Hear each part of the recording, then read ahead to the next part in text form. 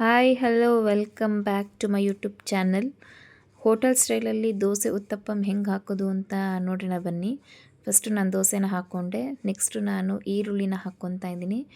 ಈರುಳ್ಳಿ ಸ್ವಲ್ಪ ಹೆಚ್ಚಿಗೆ ಹಾಕ್ಕೊಂಡ್ರೆ ದೋಸೆ ಉತ್ತಪ್ಪಂ ಅಲ್ವಾ ಚೆನ್ನಾಗಿರುತ್ತೆ.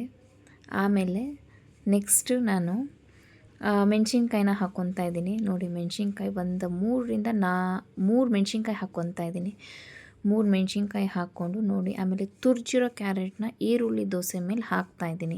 ನೋಡಿ, ನೀಟಾಗಿ ಸ್ಪ್ರೆಡ್ ಮಾಡಬೇಕು.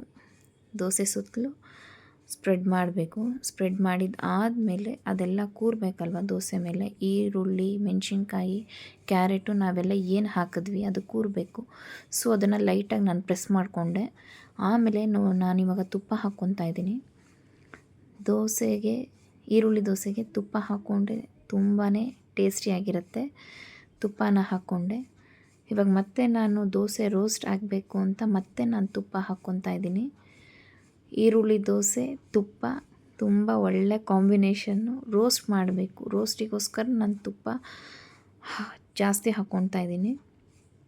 ನೋಡಿ ಎಷ್ಟು ಚೆನ್ನಾಗಿ ರೋಸ್ಟ್ ಆಗಿದೆ ದೋಸೆ ಅಂದರೆ, ತುಂಬಾ ಚೆನ್ನಾಗಿ ರೋಸ್ಟ್ ಆಗಿದೆ. ಟ್ರೈ ಮಾಡಿ. Thank you so much for watching.